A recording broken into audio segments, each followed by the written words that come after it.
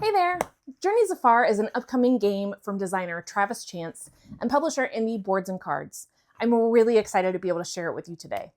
I have another video that's an overview of the game and kind of where I share my thoughts and opinions about it, but I also wanted to give you a bit of insight into the setup and the actual game flow so you can get a feel for how the game actually plays and decide, is this something for me?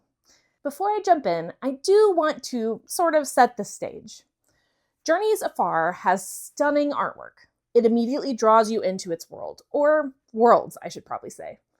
It's considered a sandbox game, so there is a bit of guidance as to what you should do next, but you have a lot of autonomy and you have the ability to play however you'd like to play. It feels cozy with a good helping of humor, while also maintaining a sense of competition and adventure. Throughout the game, you're working to earn the most legend, that's this game's version of victory points. And you'll quickly discover there are many ways to approach that goal. Now that you have kind of a feel for the feel of the game, let's dive into the component overview and setup. Your first choice in Journeys Afar is which character to play as. Now, you can do a lot of research and look at all the things about the character, or you can just pick randomly and decide, hey, I'm too indecisive for this, and I'll play them all at some point. That's what I would do, at least. But once you choose your character, that's going to determine a lot of things, including a lot of different components and cards that are included in this gameplay. You're going to find your character's 3 sets of journey cards. They're numbered 1 to 3 at the top, and they show the character that they belong to. They also indicate if they're for storylines A, B, or C. Yes, that's correct. Each character has 3 unique storylines. For your first game, it's recommended to choose the A storyline for your character and just put the rest back in the box. You can explore it at a later date. In addition to these journey cards, you'll need your character's market, spirit, quest, Ronin, and encounter cards. You'll need a player board, 3 skill trackers, player markers in the color of your choice, and of course, your character's mini.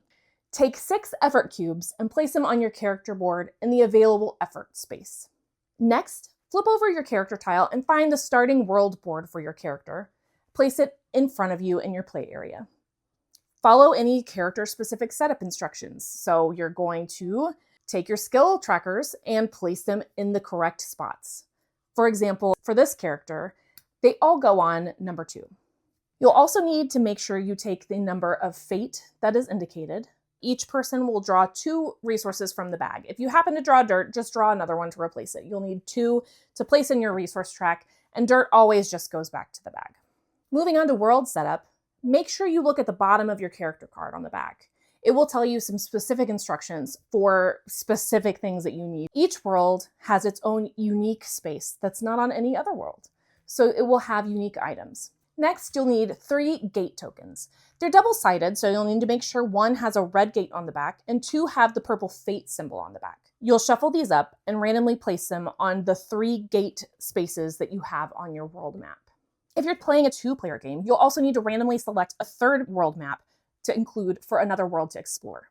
It doesn't need a ton of space around it, so you can squeeze it into a smaller footprint table if you need to.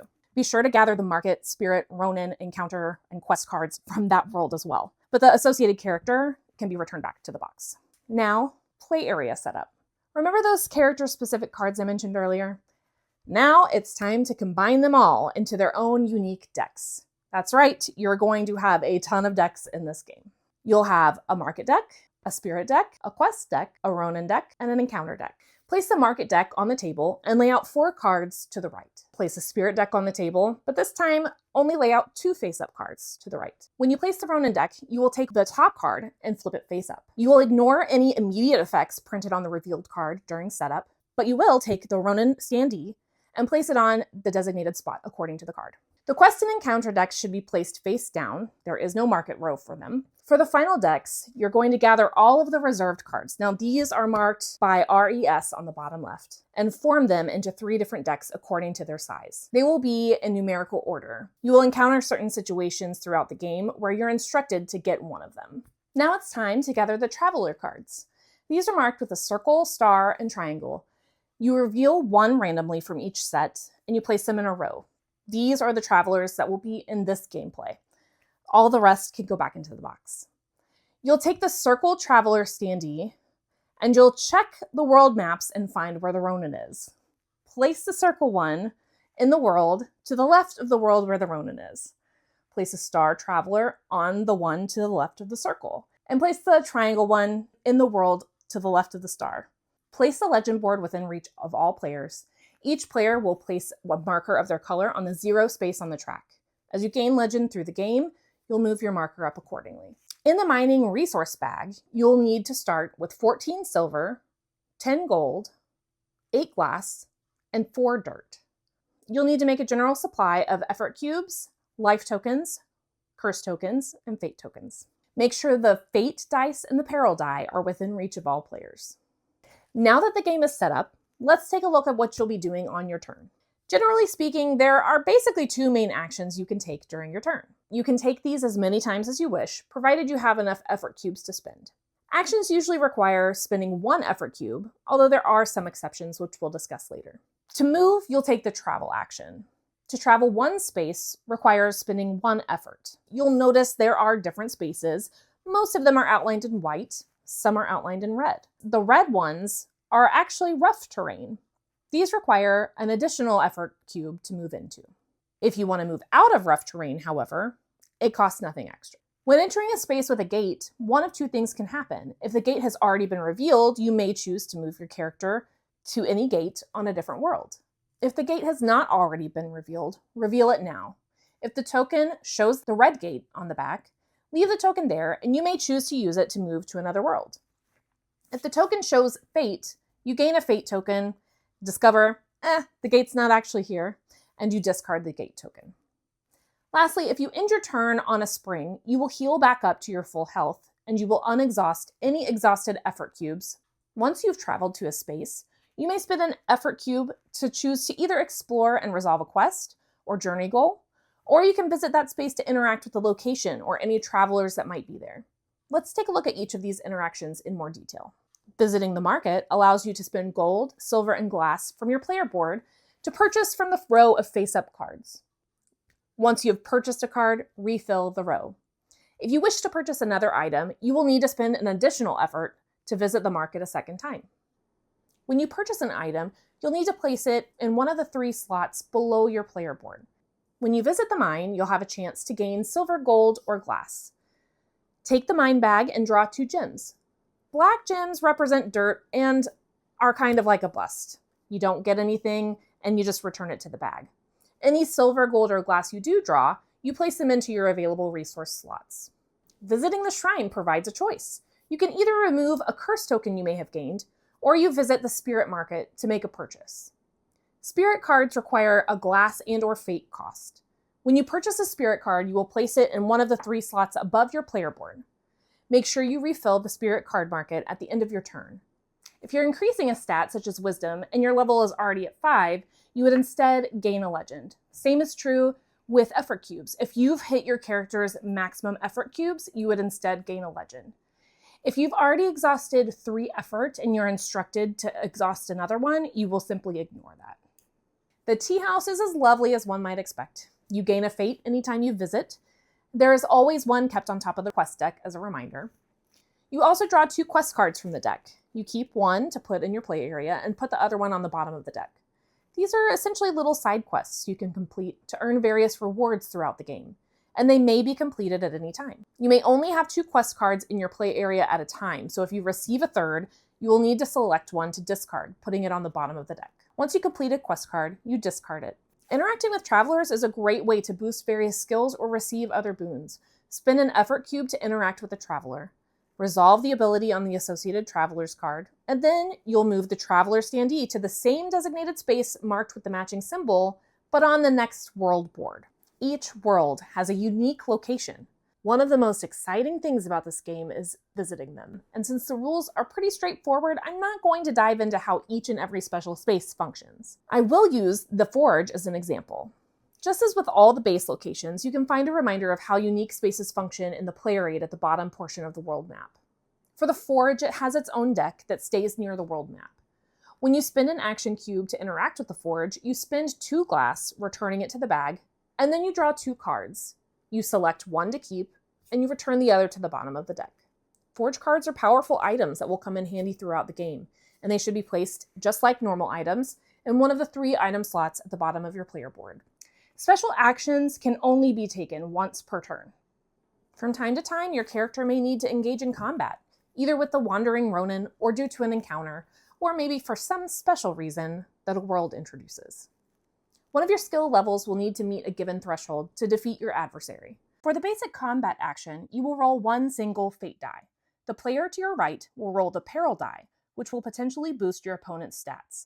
However, before rolling, you can choose to roll additional dice at the cost of 1 effort cube per fate die. After you have paid for any additional dice you want to use, you may roll them all. Once all dice are rolled, you may then spend fate to reroll any dice you wish, at a cost of 1 fate per reroll. But be aware that you can only reroll once, and you must reroll all dice you wish to reroll at the same time. If after rolling and rerolling all dice, you fail to meet the required threshold, your character will suffer damage and lose a life token. If taking damage would cause you to lose your last life token, you will gain a curse token and then refill back to full health. Curse tokens will result in a lost legend at the end of the game, if you don't remove them beforehand at the shrine. You may engage in other fights. Those function the same as Ronin fights, but you don't lose a life if you fail. An important distinction. Some encounters or journey goals will require you to test one of your skills. These tests function almost the same as fights, however the peril die won't be rolled, and failure won't result in losing life, although you may lose something else. Roll 1 fate die, or exert effort to roll additional dice, and check the result. As with fighting, you can spend fate to reroll as many dice as you can afford, all at once. Check to see if you meet the required threshold and resolve the outcome accordingly. So, what does a turn look like? Well, during your turn, you'll spend your effort cubes to take any of the actions I just described as you see fit.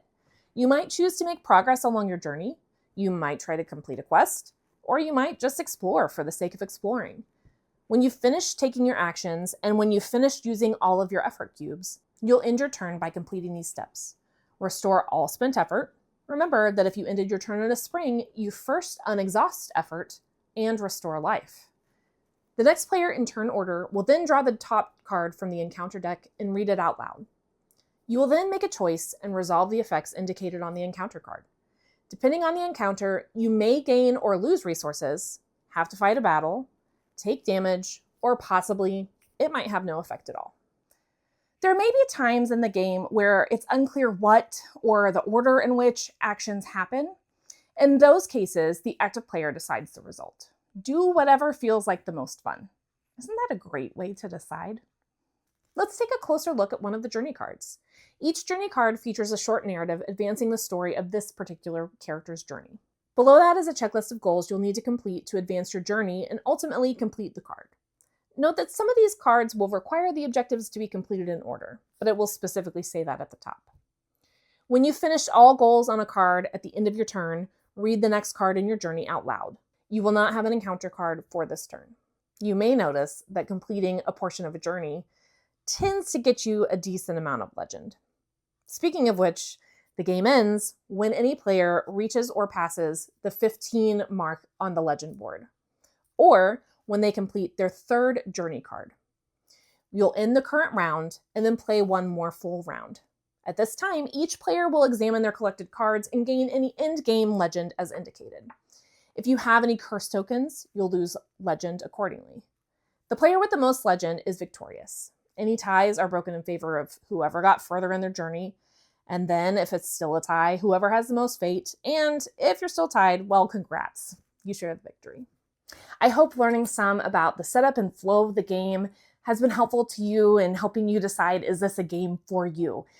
I was blown away when I experienced it for the first time.